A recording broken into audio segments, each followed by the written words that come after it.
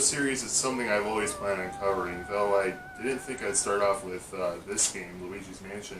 But then I saw a pretty good eBay listing for only $34, along with the Scooby-Doo game I haven't played. I heard it's good, I haven't played it still. Maybe that's something I'll do next year, whatever. And I don't really have much of an experience with this game. I owned it kinda when I was a kid. It was more so my brother's, but he didn't like it, and I was admittedly kind of a bit of a wimp and was a little scared by it. Don't judge. And I didn't actually finally play this game until I was, I think, 15, when a friend let me borrow it, and I played through it and had a good time. Though I never actually got it until about a month ago at the time of filming this. And I already own the 3DS version, which yes, I'll be covering this too. Luigi's Mansion is an interesting game, not only because it's a horror-themed Nintendo game, but it's also a Luigi game. However, this isn't the first Luigi game. That title belongs to Mario is Missing, a pretty poorly done edutainment game on the NES, SNES, and PC. Oddly enough, that's not the only game where Luigi saves Mario, but that's getting ahead of myself. The reason why I find the fact that the star in this game is Luigi is simple. Look at his history up until this point. He wasn't in any main series Mario games since Super Mario World, which was a full 10 years before this game came out, and the mainline games he was in, he was normally a literal green Mario with few exceptions. Nintendo, or anyone really, did not care about poor old Luigi. To go from a character who is a recolor of the main character that only exists so there can be two players, to the star of his own game is a big jump, and ever since this game finally started to receive the love that so many felt it deserved, Luigi became a fan favorite for reasons I'll get into later. So yeah, this game, along with a bunch of other GameCube games, weren't particularly loved when they first came out, mostly because it was different. Nowadays, people love these games for that same reason, because, well, yeah, it's nice to actually have a change. And also, people stop being dumb. That's another one. And thanks to that, these games, especially Luigi's Mansion, are now actually loved by most. So, let's finally get into the video. You know those really obvious scam emails you'll find in your spam folder? They're pretty blatant, but obviously some idiots fall for them. Otherwise, they wouldn't do them. Luigi is one of those idiots because he believes he won a mansion from a contest he did not enter. He tells Mario to meet him there, but once he gets there, he finds the mansion isn't exactly what he thought and Mario's nowhere to be seen. It's not too long before he knows for a fact that the mansion is indeed haunted and meets Professor Elvin Gad, or EGAD for short, a scientist who decides to help Luigi out. He informs him that the mansion is an illusion and is a trap devised by King Boo. So yes, the mansion isn't even real. King Boo isn't the only ghost that escaped. A bunch of human-like ghosts escaped too, all wanting revenge for being trapped in those paintings. Yeah, apparently EGAD collects paintings with real ghosts trapped inside them. Weird. EGAD tells Luigi that guy in a red cap went in and never came out. This is clearly Mario, and despite the fact Luigi is absolutely terrified, he doesn't want to lose his brother, so he goes in. I love this setup a lot. Mario has been in much more dangerous situations with much higher stakes, and despite that, he's always incredibly happy. Mario's always saying things like, "Woohoo! It's me! Thank you so much for playing my game." I'm sorry for that bad Mario impression. You know, he's always happy with no hint of any other emotion. Luigi, on the other hand, nah, he's petrified. He screams, jumps, shakes, and even hums himself a tune to keep his sanity. Yeah, Luigi is still a piece of wood in the main games, but hey, it's a step up. Despite being scared, he still goes in, and that's why I like the setup so much. I guess the structure of this game is sorta like a more closed-off Zelda game. You explore this huge mansion while finding secrets, solving puzzles, and obtaining new items to progress even further. A good chunk of this game is going into these dark rooms and fighting off every ghost to turn the lights on, thereby making it safe. The more rooms that are lit up, the safer the mansion is, and I think this is a pretty good way of showing progression. In the beginning of the game, the entire mansion is dark, but the further you go, the brighter and safer the house is. This isn't to say it gets easier. No, the difficulty definitely ramps up near the end thanks to the stronger ghosts, but you'll have more safe areas to explore. There's 3 floors plus a basement divided in 4 areas. Each area has a boss at the end, which I'll get into those later. My one problem with this structure is near the end of the game, it's gonna make you go into the basement, then the top floor, then the basement again on more than one occasion. This wouldn't really be a problem if there was some kind of fast travel system. I mean, there kinda is. If you check a mirror with a Game Boy Horror, you'll teleport to the entrance, but only the entrance. It is only a mansion, so the world isn't as big as a standard Zelda game, but still, it gets pretty tedious. One gadget EGAD gives to Luigi is the Game Boy Horror, a not so subtle nod to the Game Boy Color. It's this device that gives you a bunch of different information. You'll mostly use it as a map, but you can also use it to scan things to give you some more details, whether that be a hint to take down a ghost, or just Luigi's opinion on any random thing. Now let's talk about the ghosts again for a minute. Actually, getting rid of the ghosts isn't as easy as jumping on them, so EGAD gives Luigi a special vacuum cleaner to suck them up, called the Poltergeist 3000. The way you use it is pretty interesting. Once a ghost is close enough, you shine your flashlight to stun it, then suck them up, causing this game of tug-of-war, where you have to make sure nothing gets in your way, like a banana peel or another ghost, all while yanking the C-stick in the opposite direction, and the ghost dragging you everywhere. I like this combat a lot. It feels almost like fishing, and I can't say combat feels like that in many games, so I really love how unique it is. In this game, you'll be using the C-stick a lot to control what direction Luigi is facing while using the poltergust or flashlight. It can be a little hard to get used to, but it only took me about an hour until I felt I had it down, and I love the degree of control you get. I also like how when you press the A button, Luigi shouts Mario. Mario! And when you're on low health, he sounds like he's more freaked out. Mario! And when you eat a poisonous mushroom, you shrink and shout Mario in a really high-pitched voice. I love small stuff like that. The actual ghosts you'll be fighting are really cool, and I love the variety. There's a standard gold ghost. These guys are pretty easy and common, essentially being the Goombas of this game. There's the garbage can ghosts, beefier ghosts that throw banana peels around, grabbing ghosts, these ghosts that give you one intense hug while letting out this awesome shriek. There's plenty more, but I didn't mention my favorite ghost, the Shy Guy ghost. They're Shy Guys, I'd imagine, died in the hands of T. Yoshi Sora Munchie Koopas himself. I don't know, I guess I just like the idea of normal Mario enemies being in this weird spin-off game as ghosts. Another thing I love about the ghosts are the designs. They actually look somewhat creepy. The yellow eyes, the otherworldly transparency and glow. Nothing really scary, it is a Mario game after all. But I still think the designs really add to the atmosphere. Speaking of the atmosphere, wow. This game really nailed the overall look of a haunted mansion. Again, you probably won't actually be scared, but it still gives that general horror feeling. The abundance of dust, you can even see the dust floating around in front of the flashlight, the antique furniture, the overall ancient look of the place, how oddly realistic everything looks, which I love how much that stands out from the average Mario level, and probably my favorite thing, the lighting. My god, the lighting in this game is so good. It's incredibly impressive for a GameCube game, especially a launch game. It's so dark you actually have to rely on the flashlight sometimes, unless the lightning strikes outside. When this happens, it allows you to see everything for a moment. I know all these things seem pretty standard, but this came out in 2001, and it's not even a horror game. Nintendo really just wanted to immerse the players. So yeah, this game looks pretty great for a GameCube game. Unfortunately, it does still show its age in some areas, most notably the mirrors.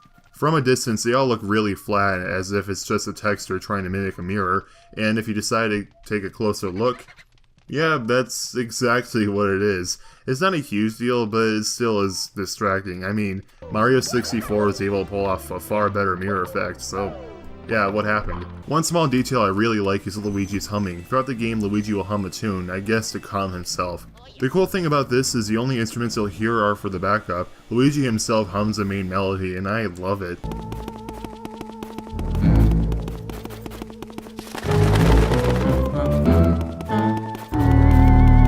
The melody itself is always the same, being the Luigi's Mansion theme, which I'm sure some would find annoying, but I personally don't. His humming is pretty subtle. He only does them when you're just walking around, or standing, and it's not particularly loud. The song itself is really catchy, and the background instruments change depending on where you are. If you're outside, you'll hear a harp. In the hallways or most rooms, you'll hear a theremin, and when you're in certain other rooms, you'll hear... I don't know, the ghost doing a cappella? Oh yeah, if you're in a room that's lit up, Luigi whistles instead. There is more music in this game. There's also the boss music, and I gotta be honest, I don't remember any of it. Other than that, the game's mostly atmospheric, so that's why there isn't much music, which is fine for this kind of game, and I actually do like the approach they took. Another one of my favorite things in this game are the rooms. They're probably the most memorable part of the game. Most of them feel like rooms you'd see in an actual mansion. We got bedrooms, bathrooms, a billiards room, a study, and probably two of my favorites, the mirror and projector room. You can't actually see the ghosts you're fighting in these rooms, so you have to rely on the reflection on the mirror or the shadow casted from the projector. Now that's pretty dang cool, but probably the coolest room in the game is the observatory. At first it's pretty standard, but then the wall disappears and are replaced by the night sky. After that, you suck up a tiny comet and shoot at the moon, and it blows up. Eggman has nothing on Luigi. After you do that, a shiny glowing pathway opens up and leads to an important item.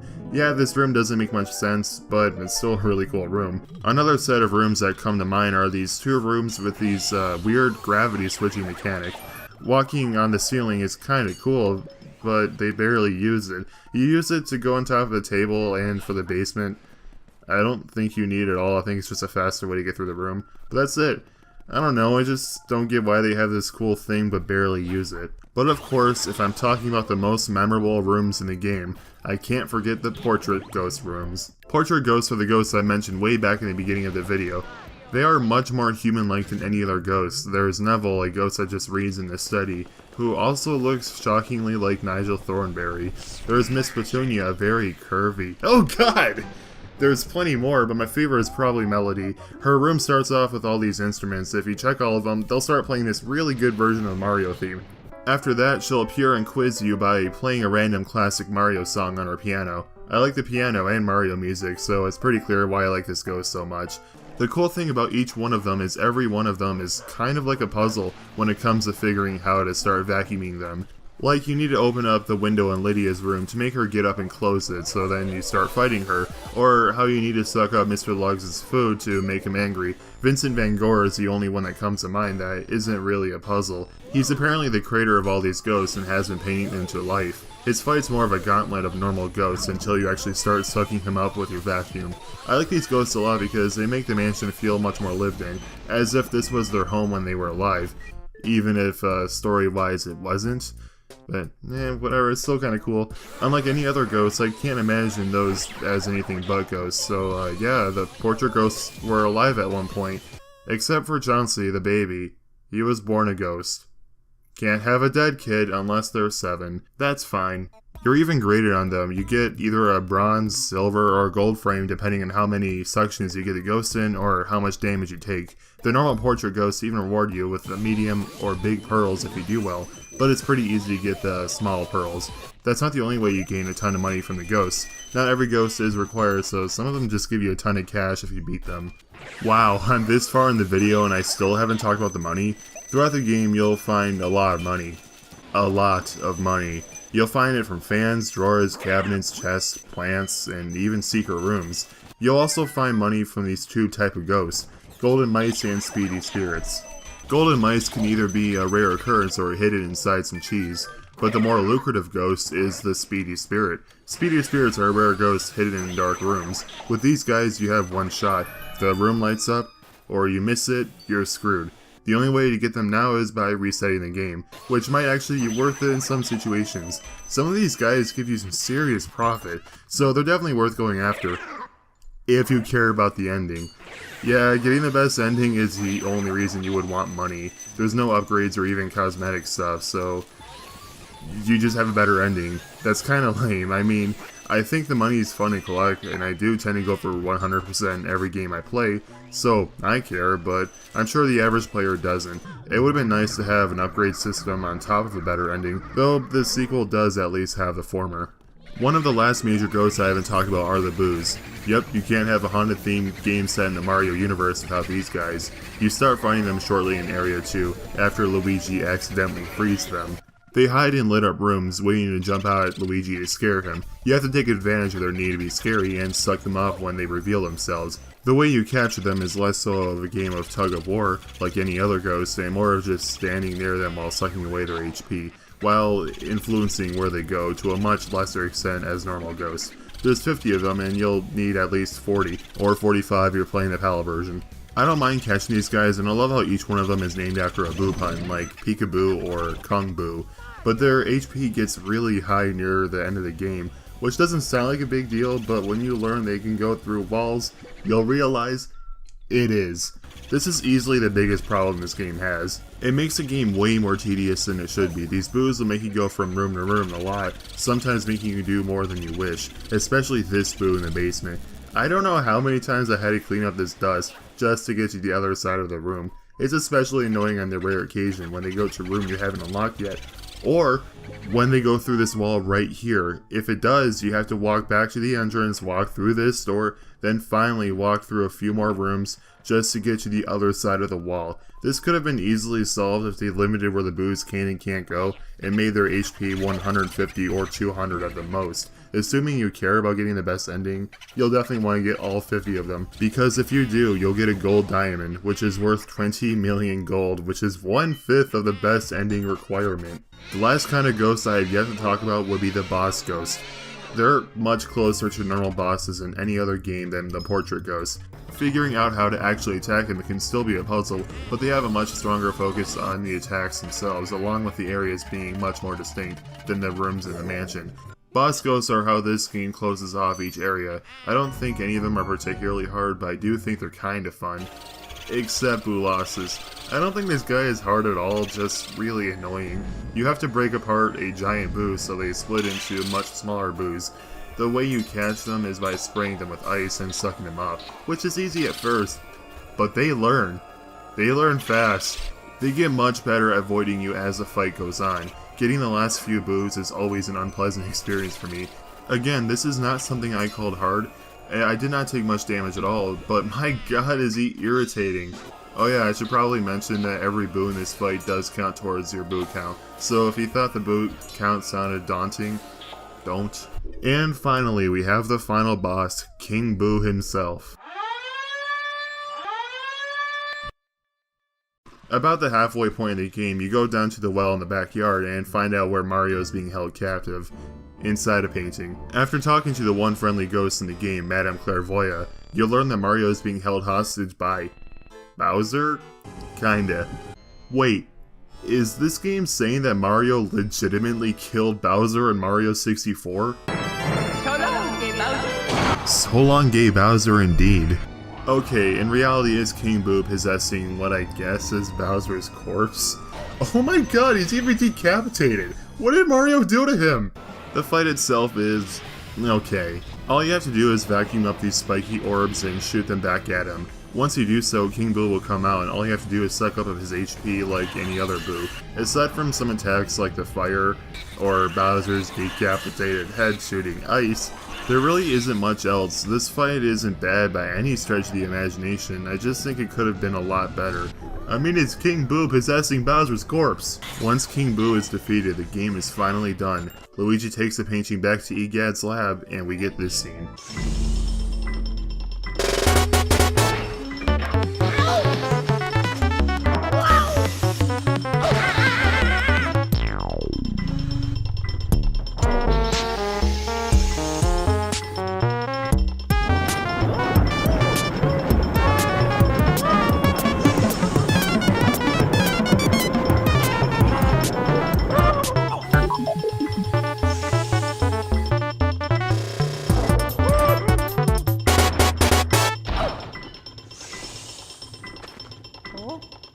Mario?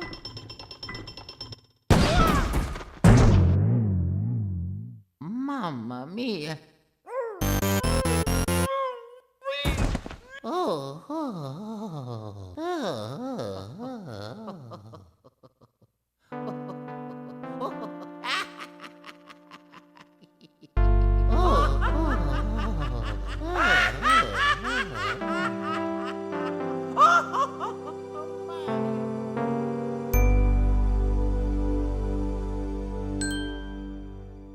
I love this scene so much. Seeing Luigi laugh so hard he cries a little bit always manages to make me smile, at least a little. Oh yeah, I mentioned earlier that the amount of money you have by the end of the game determines what ending you get. Prepare to be underwhelmed. Egad takes whatever money Luigi found during his adventure and builds a mansion for you. The more money you have, the bigger and better the mansion will be. You needed about 100 million to get the best ending. I overshot a bit and got about 110 million, so I was thankfully able to get the A rank for this video. I like how the lowest rank is a tent. That's an awesome touch. My main issue is that it's just a picture, so you probably wouldn't lose sleep at night if you got a low rank. Though I would still say try to shoot high if only because it's fun. You also unlock a hard mode once you beat the game called the Hidden Mansion. The only difference is you take and do a little more damage, and there's a few more traps hidden around. Unless you're playing the PAL version. That version has way more changes thanks to the fact that version came out later, so it had a bit more time in the oven. The biggest changes would probably be the mansion being mirrored and Luigi drives around on his poltergeist during the Boolossus fight. Yeah, the Hidden Mansion is definitely better in the PAL version, aside from one thing. If you want A rank in the PAL version, you absolutely have to play through the Hidden Mansion. That's dumb. Forcing the player to play through a harder version of the game just to get a very slightly better ending is dumb. I know this game is horror themed, but that doesn't mean it should follow in the footsteps of ghosts and goblins. Thankfully, I'm American, so I don't have to deal with that crap. Luigi's Mansion is mostly a game I appreciate for the little things. Not to say the gameplay is bad or even average, it's just that it's nothing special. It's still really fun, but what really grips me, and I imagine a lot of other people are, is everything surrounding the game. That is the thing that makes a game memorable. In fact, if it wasn't for the booze being incredibly annoying the later half of the game, I would say the only problem the game actually has would be the short length. This was only my second playthrough, so brain farts weren't at all uncommon for me, yet it only took me 3.5 hours to beat it, while going for all the secrets I remember from my previous playthrough and all the different Let's Plays I've seen throughout the years. It's not a hard game either. I think the lowest my HP ever got was around 30, and that was during the most deadly part of the game. This isn't to say an easier game is a bad game, I'm just saying the lower difficulty added to the game's short length. I know a lot of people, including some of my friends, will say something like this game is infinitely replayable, so a shorter length is forgivable. And yeah, that's a valid point, but it's also pretty subjective. Not everyone is going to play this game enough to warrant the typical $40 price tag this game has, so this game is kind of a risky buy. I'd say go for it if you really like what you see. Otherwise, maybe wait for Nintendo to re-release it in some kind of virtual console equivalent on the Switch. If they ever decide to do that for GameCube games, that is. Please? Speaking of re-releases, this game actually just got one on the Nintendo 3DS. And, yeah, I'm gonna cover it. However, I should say a few things before I do. First off, as part of the video wouldn't exist if it wasn't for my dad, because I don't have any money. I spend my money on the GameCube version. So, thanks Dad, I really appreciate it. Second off, unfortunately, I don't have a capture card for my 3DS, so I had to resort to using an emulator, which is not something I'm particularly okay with, but my only other options would be to either get a 3DS capture card, which, I mean, if I couldn't afford a game, what makes you think I can get a capture card? And, using someone else's footage, which is something I'm even less okay with. Though, for the sake of giving the most fair review possible, I'm basing my review off of my playthrough on the actual 3DS, not the emulator. So the emulator is only there for gameplay. And lastly, Citra, the emulator I'm using, has the capability of playing games up to 1080p. I'm not doing that. My computer can, but I'm not going to because it's not representative of the game you're getting if you decide to get it. So, let's get into it. Luigi's Mansion on 3DS is a remake developed by Grezzo, the same guys behind the excellent 3DS Zelda remakes. So yeah, these guys are perfect for the job. Considering it's close to Halloween, they already had Dark Moon's engine, and a third game is on the way. This remake made a lot of sense. It is, however, on the 3DS, a weaker system, so it doesn't look as pretty. I mean, it's very pretty for a 3DS game, but not as pretty as the original. It's in 240p as opposed to the GameCube's 480p output. It's missing most particle effects, like there's no longer dust clouds behind Luigi or dust floating in front of the flashlight. The ghosts aren't as transparent, so they're a lot less cool looking. The lighting is simplified and the texture and model quality is much lower. And for some reason the mirrors still look kinda bad. I don't know why they didn't fix it. Though I think to say everything looks worse is a little unfair. The texture quality may be worse, but I do think some of the texture work is better, most notably the balcony where you fight Boolossus. It's a lot more worn down, unlike the original surprisingly pristine condition. The 3DS's aspect ratio is wider than the original, so that's nice. I also like the colors a lot more. The mansion's lighting is a lot more orange, and now that I think about it, Yeah, the original's mansion was oddly well lit. When you turn on the light at night, it wouldn't look this perfect. Everything would look a little orange. I mean, have you seen my Hero's Tale video? Why did I record that at 5 p.m.? Anyway, I think Grezzo realizes because, yeah, the mansion's lighting is much more realistic. I mean, to be clear, the original still looks better as a whole, but they definitely improved this one thing. As for the frame rate, it's pretty solid. Any frame drops you might see on screen is because Citra is far from perfect. I played on a new 3DS and it didn't have any drops. I heard the original 3DS has some drops, but from what I've seen, they're pretty minor and rare. Unfortunately, graphics aren't the only thing that needed to take a hit in order for this to be on the 3DS. The controls did too. The original game was heavily reliant on the GameCube C-Stick, but earlier models of the 3DS don't have a C-Stick, so they had to work around that. You can either use Dark Moon's Strobald, which is actually kinda interesting to use in the first game, if a little clunky, or this really odd control scheme where you hold B to rotate Luigi around, and don't use this one. It's awkward, it's weird, just don't. Thankfully, if you have a Circle Pad Pro or a new 3DS, you can use the original control scheme. Unfortunately, the new 3DS's C-Stick just does not cut it. It's nowhere near as precise as an actual analog stick. And there's plenty of moments where I played way worse than I did in my GameCube playthrough. Most notably, Boo Loss's fight. I don't know, maybe others would have an easier time than I did.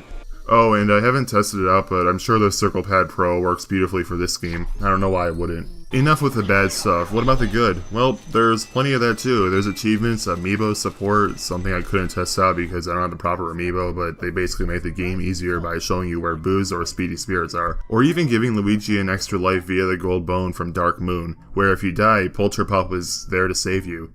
Wait, is time travel a thing now? Actually, yeah, it is. Early on in the game, future EGAT from the sequel contacts current EGAT and tells Luigi about Gooigi, a clone of Luigi made out of goo. I've been jokingly calling him Gooigi ever since he was revealed in that Nintendo Direct, and that's his actual name, so I can't really jokingly call him that anymore. I mean, I'm a little mixed on this. On one hand, my pun made it into the game. On the other hand, I can't sound clever when I call him by his official name. This is basically the game trying to justify multiplayer in this story. I unfortunately can't show this off because I don't have any friends who own this game, and there's no online, but what I will say is Luigi's Mansion doesn't really strike me as a game that would benefit from multiplayer, but it's still really cool that it's in regardless, and I really do want to try it out at some point. Oh, and without spoiling what it is, because I'm past the spoiler section, that thing I said earlier that PAL players only got, we have it now. Yay. There's also a whole lot of quality of life additions. You can walk out through the front door to go to the lab, unlike the original where you needed to quit the game. The Game Boy Horror's map is always on a touchscreen, so exploring the mansion is a whole lot easier. Collecting keys is way more snappy, and probably my favorite, time freezes when you collect gems, so no more watching money disappear just because Luigi needed to strike a pose. All these things aside, I really need to praise this game for being such a faithful remake. All the secrets, dialogue, charm, and yes, Luigi's humming are still all there. When I played through this game, I felt like I was playing Luigi's Mansion. And I know that sounds like it goes without saying, but not every remake succeeds in capturing the original so well. And I'm happy to say Luigi's Mansion on 3DS is one of those remakes. But honestly, after Ocarina of Time and Majora's Mask 3D, can we expect any less from Grezzo? These guys are great. Yes, this game has its problems, and I would still say the original is better, but that has everything to do with the 3DS itself and not the actual game. Except for one thing. I doubt this thing is particularly common, so it's not a huge deal, and unfortunately I don't have any footage of it since this happened during my playthrough on the actual 3DS, so you'll have to take my word for it. But when I was trying to freeze the final Boo during the Boo Loss's fight, I couldn't. My eyes kept on phasing through him, meaning the fight was impossible to win. I started that part with around 80 HP and I was all the way down to 7 before I decided to reset the game. That's the closest I've ever came to dying in this game. I know some will shout, "Ha! You suck!" But I don't think that's the case. I mean, maybe it is, but I saw the ice phase through the Boo several times, and when I got back to that part, I sucked out the final Boo not even a second after the second to last Boo. Again, not a huge deal, since I doubt too many people will experience this, but still, Nintendo, please patch. I remember when I thought this was going to be my shortest video, then the 3DS version happened. So finally, done with Luigi's Mansion. So, should you get it?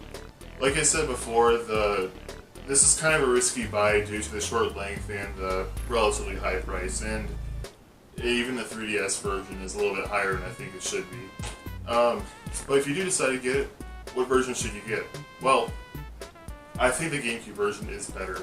It has better controls, graphics, and, well, you get to play on a TV, and at least to me that's a big plus. The additions of 3DS version have all the, quality of life stuff, the multiplayer, the wider aspect ratio, and some things looking better are definitely nice, and of course portability, but the GameCube version is much better in my opinion. Though that being said, the 3DS version is not bad at all. You can't play the original GameCube version either because you don't have a GameCube or a Wii. Yeah, the 3DS version will serve you just fine. It's a very good version of the game. It's just that this one's better. Well, finally done. And my next video I'm going to be doing would be Spyro Reignited Trilogy for the PlayStation 4. And at the time of filming this, it's only 2 weeks away. And oh my god, I'm gonna be fanboying so hard in that video. I'm so excited for it, so see you guys then, and happy Halloween.